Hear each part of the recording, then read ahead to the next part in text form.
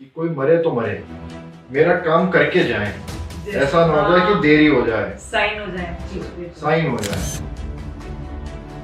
कृष्ण जी ने भगवत गीता में कहा है, श्री राम ने मानस में कहा है कि मैं तुम्हें इतना बल दूंगा, मैं तुम्हारा ख्याल रखूंगा ना, तुम क्यों चिंता कर रहे हो? चुनौतियां आ रही हैं, आने तो।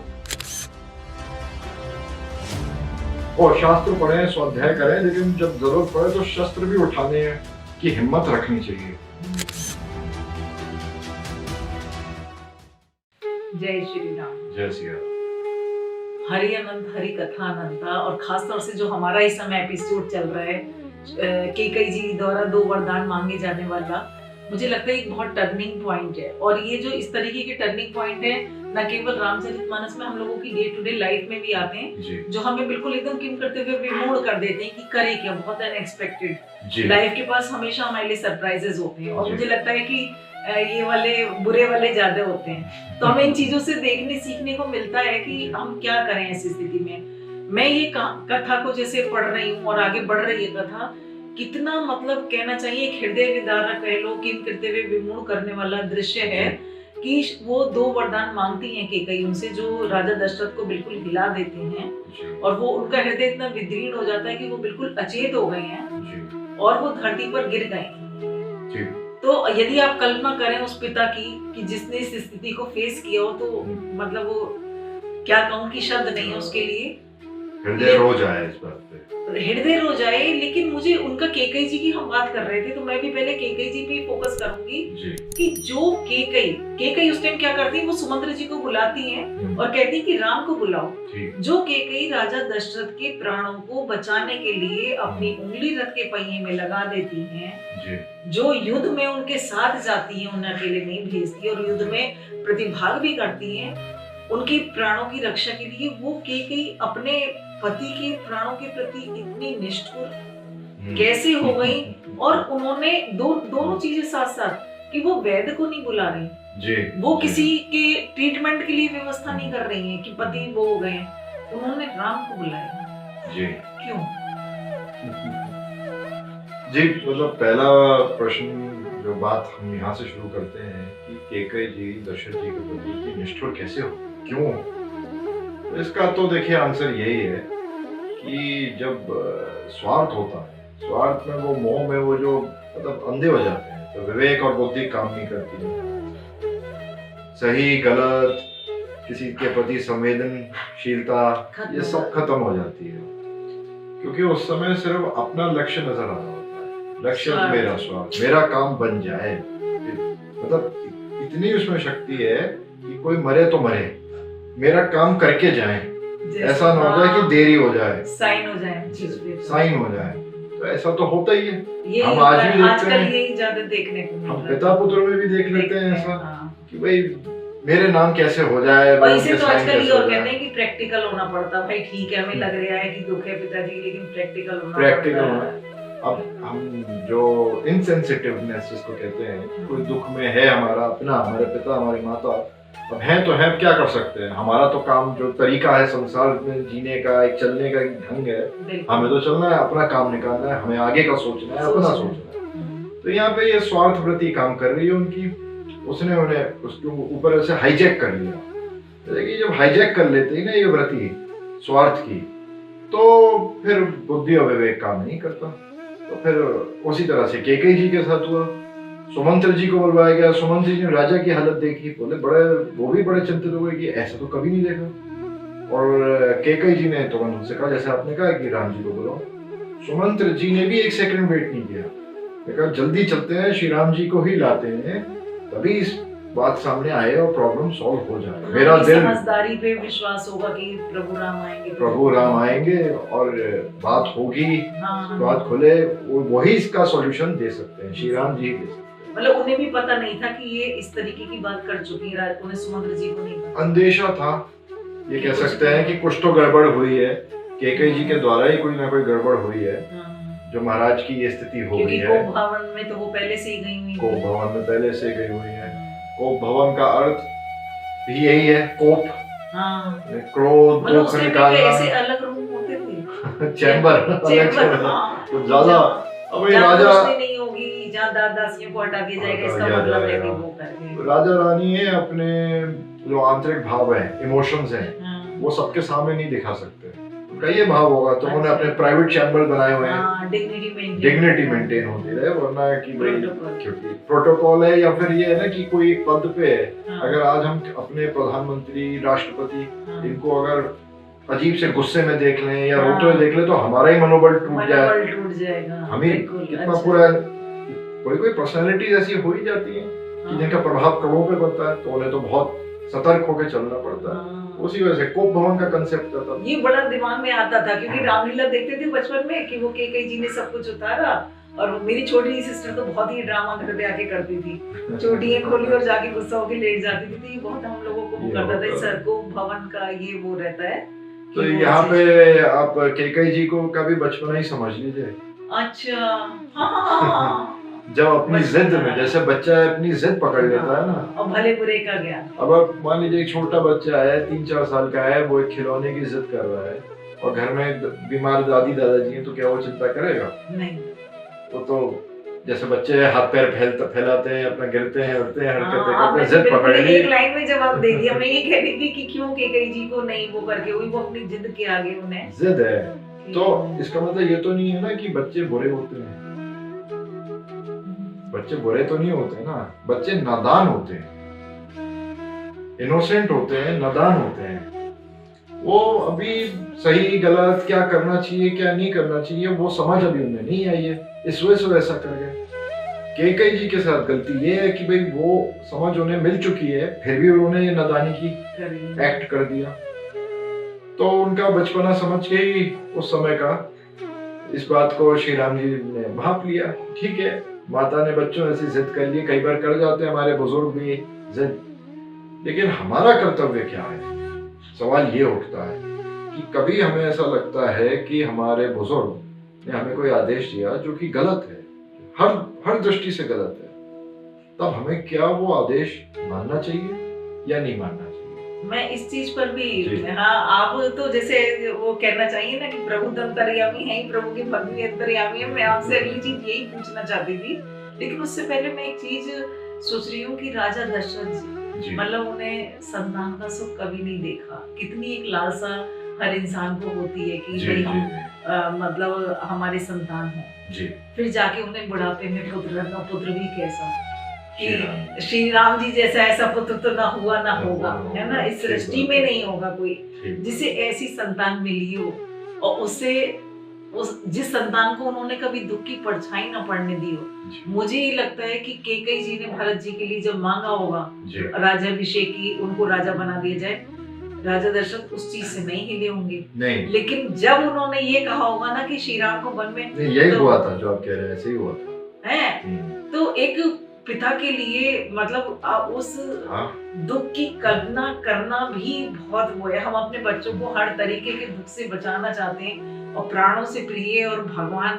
के अवतार जैसे इतने सुंदर, इतने सुशील, जिन्हें तो हर जना जो देखता था, अयोध्या के ही लोग भी इतने प्रेम दशरथ जी करते के थे, लिए कितना डिफिकल्ट कितना रहा होगा। डिफिकल्ट वो करके रहा होगा। इसको इस पर्सपेक्टिव से देखिए, ये एक सिद्धांत है ईश्वर का कि जो भक्त जिस श्रेणी का होता जाते हैं ना, ऊपर बढ़ते जाते हैं, चुनौतियां भी वैसी भगवान उनके सामने बढ़ाते जाते हैं। दशरथ एक महान भक्त है, इसी वजह से ईश्वर ने उनके सामने इतनी बड़ी चुनौती रख दी। कोई साधारण श्रेणी का भक्त होता या हमारे जैसा भक्त भी कहलाने वाला भी तो नहीं है, तो हमारे लिए ऐसे चैलेंजेस ईश्वर नहीं रखेंगे। यही तो उनका स्नेह है। वो पहले जिम भेजते हैं अपने भक्त को कि बॉडी बना लो, अपनी पावर बना लो, फिर मैं टेस्ट लूंगा, पहले टेस्ट नहीं ले रहे हैं। तो ये इसमें भी ईश्वर की कृपा ही है, और दशरथ जी की भी हमें तारीफ करनी चाहिए या ये मानना चाहिए।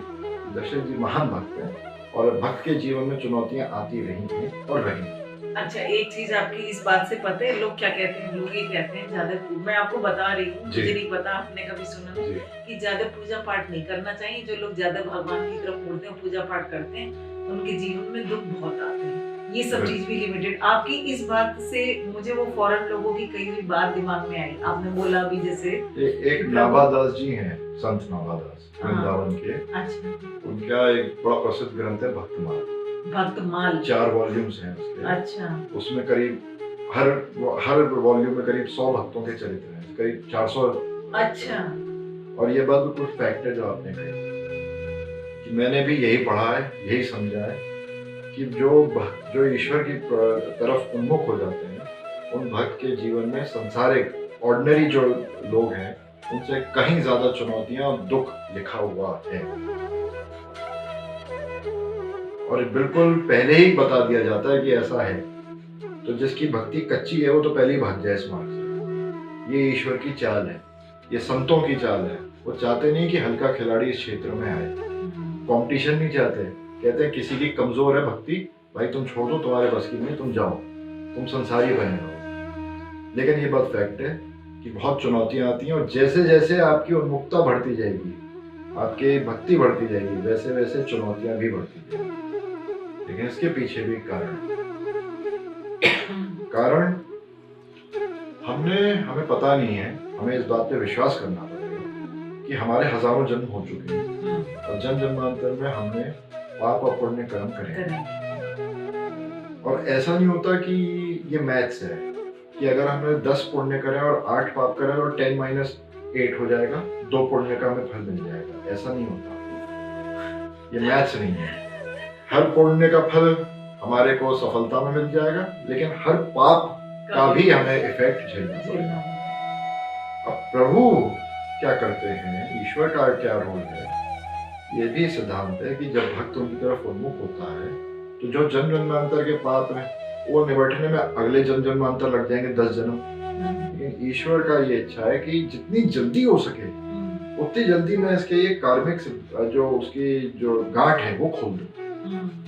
और उसमें जो है उस सबसे पहले उनका फोकस पाप की तरफ होता है। जितनी बुराइयां होनी है इसके साथ सबसे पहले हो जाए।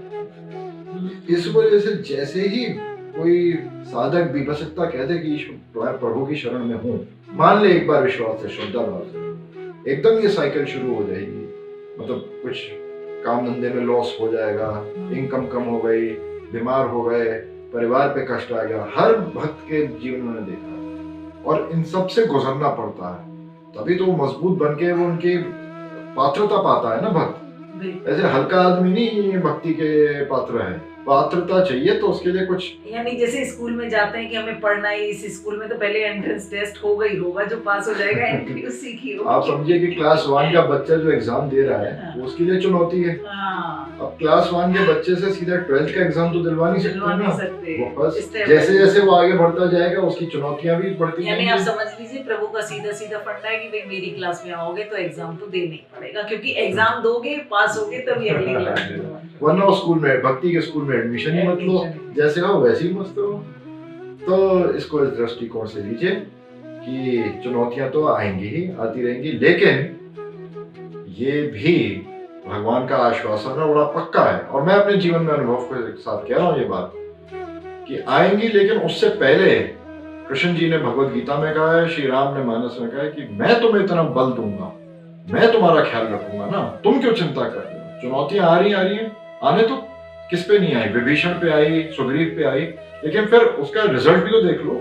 सुग्रीव भी तो राजा बन के बैठ गया। वो सुग्रीव जो बाली के डर से ऋषियों पर्वत पे डरा हुआ, सहमा हुआ, भागता, मतलब पत्नी जिसकी एक है जिसकी पत्नी को ले गए तो वो मारने पहुंच गए, जबकि कुछ नहीं है उनके इतना डरपोक सुग्रीव, कितना डरपोक था। पूरी सेना थी, जबकि सब कुछ सुग्रीव के अगेंस्ट था। हाँ। इससे बुरा क्या हो रहा है हमारे साथ कि हमारा घर छीन लिया हो, हमारी पत्नी छीन ली हो। हाँ। क्या इतना बुरा हुआ? नहीं हुआ ना। वो भी एक राजा के होते हुए, वही राजा के होते हुए इस पद से कहाँ पहुंच गए। लेकिन फिर एंड भी तो देखो, फिर जैसे श्री राम जी उनकी लाइफ में आ गए, अब इसमें बस एक फर्क है सुग्रीव और हम भी सुग्रीव हैं, लेकिन सुग्रीव के जीवन में श्री राम जी आए किसकी कृपा से?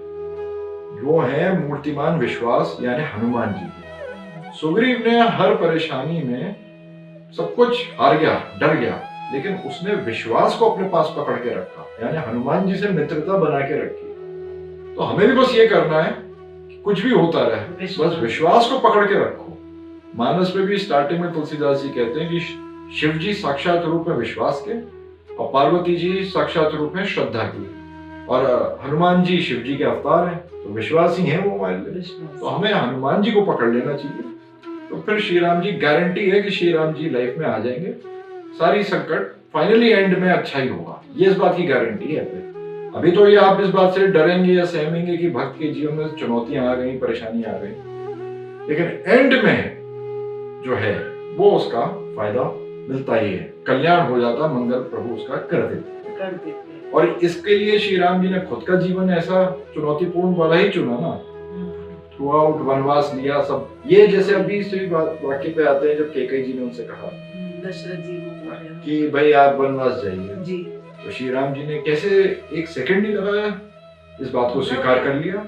बहुत बड़ी एक मतलब जिसे पूरा इतना बड़ा राज्य मिलने वाला हो, आदमी कहीं माइंडसेट में वो, यदि हम एक साधारण मानव की तरह देखें तो एक माइंडसेट में हमें कोई कहे कि कल आपको इंडिया का प्राइम मिनिस्टर बनाया जा रहा है, आपको शपथ ग्रहण समारोह है, हम कपड़े देख रहे हैं, हम अपना प्रोटोकॉल किस तरीके से करना है, हमें कितने बजे उठना होगा, वहां पहुंचना होगा, और एकदम से कोई कह दे कि नहीं आपको तो फांसी के फंदे पे सुबह चढ़ाया जा रहा है। तो मतलब हम तो लगता है कि बिल्कुल ये विचार ही ऐसा है कि जीते जी मर जाए आदमी, सोचते हैं जीते जी मर जाए कि क्या वो अचेत क्या हुए, हम ही अचेत हो जाएं। लेकिन श्री राम जी का जो मुझे लगता है कि क्या गुण है, मतलब इतने शांत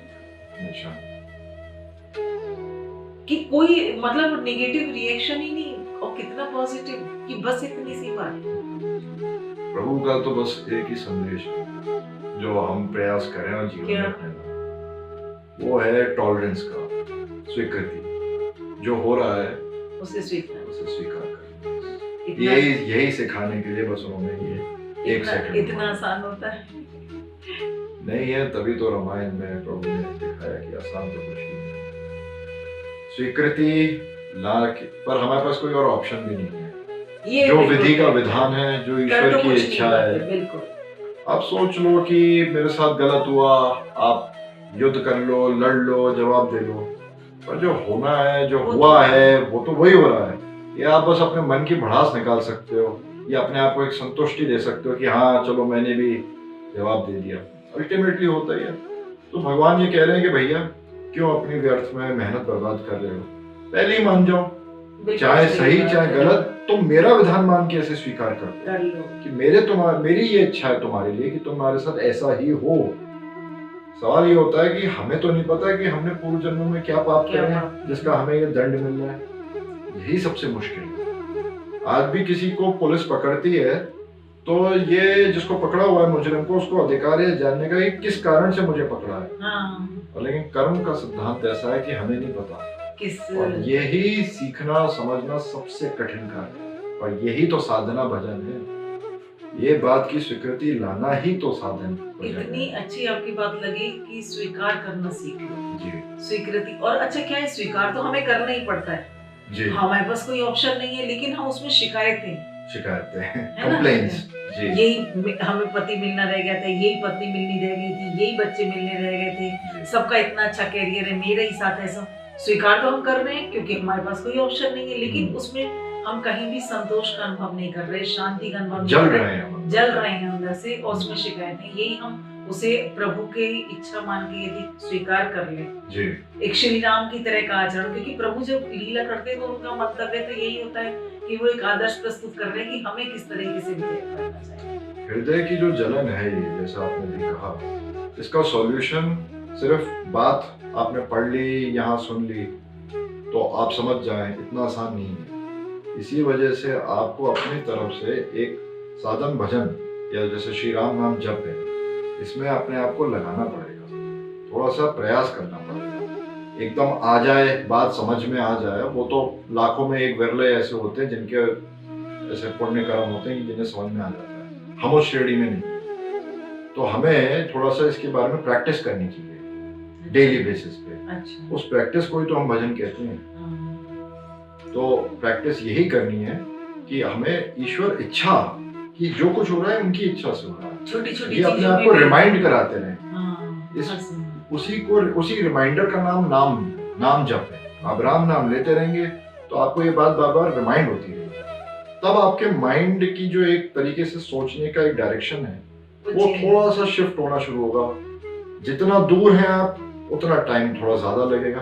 तभी आता है कि दीर्घ काल तक प्रयास करते रहना और नाम जप में लगे रहना है, तभी ये स्वीकृति का जो है एलिमेंट हमारी लाइफ में आ पाता है। लेकिन एक चीज इस चीज से मेरे को आ रही है, जैसे राम बन के तो उन्होंने इतनी विषम परिस्थिति को फौरन स्वीकार कर लिया जी है? तो हम ये सोचते हैं कि प्रभु ने ऐसा किया तो हमें स्वीकार, लेकिन क्या हर परिस्थिति स्वीकार करने योग्य होती है? कहीं ऐसा भी होता होगा कि ये लगता है कि नहीं ये अन्याय है, यहाँ पे हमें बोलना चाहिए। वही जो श्री राम बन के, वही प्रभु जो श्री राम बन के जी अपने वनवास को एक्सेप्ट कर रहे हैं, स्वीकृति दे रहे हैं, स्वीकार कर रहे हैं, वही प्रभु जब कृष्ण के रोल में पहुंचते हैं तो वहां पांडव अर्जुन जो स्वीकार कर रहे हैं, कोई बात नहीं, राज्य नहीं चाहिए, मैंने स्वीकार कर लिया, नहीं, कैसे स्वीकार कर लिया? युद्ध कर। तो फिर अस्वीकृति कैसे होगी? ये कैसे पता चले कहाँ स्वीकार करना है, कहाँ स्वीकृति? बहुत बढ़िया, बहुत सुंदर सवाल है। अब भाई इसका आंसर वैसे तो यही है कि ये निर्णय ना हमारा है ना अर्जुन का है, ये भी श्री कृष्ण जी का, राम जी का ही निर्णय है। हमें भी अगर हम श्रद्धा भाव रखेंगे, अर्जुन में एक क्वालिफिकेशन तो थी ना कि वो कृष्ण जी का भक्त था, तो वो जो कृष्ण जी कह रहे हैं उस पे वो मानता था।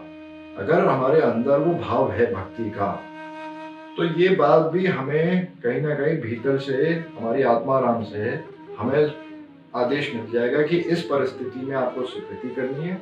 अच्छा। और इस परिस्थिति में आपको बोलना है या युद्ध करना है, जैसा उन्होंने अर्जुन से कहा। बाकी आप अपना विवेक भी अपना इस्तेमाल करते हैं। अब लीजिए कोई एक अलग अलग तरीके का चैलेंजेस है, अलग अलग तरीके के खतरे हैं। मैं तो एक सीधा सा सिद्धांत ये समझता हूँ, जिस कार्य में सिर्फ अपना भला हो, अपना फायदा नुकसान दिख रहा हो, उसमें तो स्वीकृति रखनी चाहिए। और जहाँ आप एक सोसाइटी लेवल पे आ जाते हैं कि सोसाइटी को खतरा है, वहाँ एक्शन लेना जरूरी है। तो हमें शस्त्र पढ़ें और शास्त्र पढ़ें, स्वाध्याय करें, लेकिन जब जरूरत पड़े तो शस्त्र भी उठाने की हिम्मत रखनी चाहिए। भक्त का कार्य, जिसका जैसे ड्यूटी है, भगवान उसको उसकी कैपेसिटी के अनुसार करेंगे। हनुमान जी से बड़े भक्त तो कोई नहीं है राम जी के, लेकिन उनसे जैसा योद्धा भी कोई दूसरा नहीं है। तो कहाँ किस में क्या जीव में क्या क्वालिटी है, कब उसे युद्ध किस लेवल पे करना पड़ रहा है। जरूरी नहीं है कि हर भक्त कोई गदा उठा के हनुमान जी की तरह युद्ध करना है। तो उसके समय के अनुसार, सिचुएशन के अनुसार क्या करना है, वो ईश्वरी प्रेरणा देंगे। हनुमान जी ने पूरे सुंदरकांड में, आप देख लीजिए, लंका जली कैसे, राम जी ने पूछा कोई आपकी कृपा से, तुम कैसे पहुंच गए, आपकी कृपा, हर बात पे आपकी कृपा है। तो वो आपको दृष्टिकोण में देखना है। यदि आप वो दृष्टिकोण नहीं रखते कि भगवान के ऊपर नहीं छोड़ते हैं बात, तो फिर आप अपनी बुद्धि से चलिए। और जो हो रहा है पूरी दुनिया में, नतीजा क्या हो रहा है कि आज की तारीख में 99.99% चारों तरफ हम अनरेस्ट ही देख रहे हैं, परेशानियां देख रहे हैं, क्योंकि लोग अपनी बुद्धि से चल रहे हैं, जो कि पूरी तरह से मलिन बुद्धि है।